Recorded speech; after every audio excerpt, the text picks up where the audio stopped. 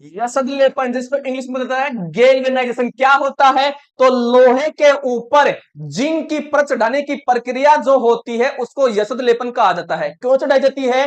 लोहे को जंग से बचाने के लिए, अर्थात लोहे का संसारण ना हो, इसलिए लोहे के ऊपर जिंक की परत चढ़ाई जाती है। तो देखिए, लोहे एवं इस्पात को जंग से सुरक्षित रखने के लिए उन पर जस्ते, जिंक और जेड, इसका प्रतीक होता है जेडन की पतली परत चढ़ाने की विधि को क्या कहते हैं? यसद लेपन, और इंग्लिश में बोलते हैं गैल्वेनाइजेशन कहा जाता है।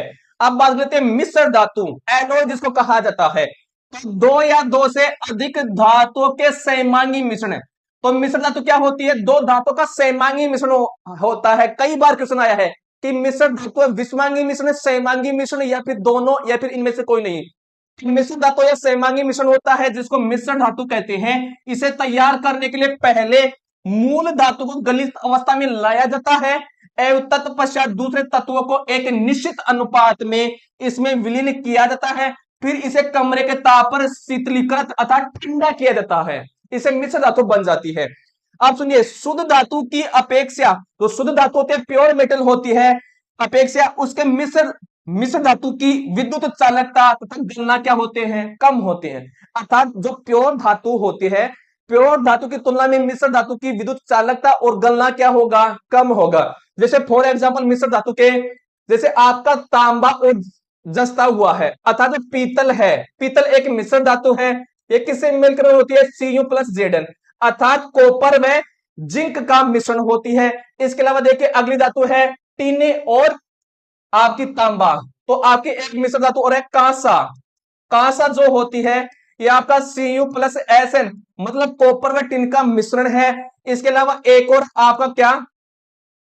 सोल्डर, सोल्डर है, सोल्डर है। ये तीन धातु का मिश्रण है। देखिए यहां पर सोल्डर है, ये पीबी, पीबी प्लस Sn का क्या है? मिश्रण है, ध्यान में रखना है, ठीक है।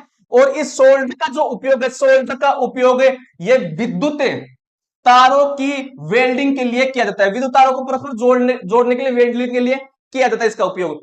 तो सोल्डर है ये पीबी, लेड प्लस Sn का क्या होता है? मिश्रण होता है। आप सुनिए अमलगम क्या होता है? यदि कोई एक धातु पारद है तो इसके मिश्र धातु को अमलगम कहा जाता है। जैसे NaMg, NaHg, सॉरी NaHg, ये क्या है? मिश्र धातु है। तो इसमें क्या है? पारा है। तो जिस मिश्र धातु में पारा होगा ऐसी मिश्र धातु को अमलगम कहा जाएगा। इसका नाम है सोडियम अमलगम, ठीक है, ध्यान रखना है। और यह बात भी ध्यान रखना है, जो पीतल होता है ये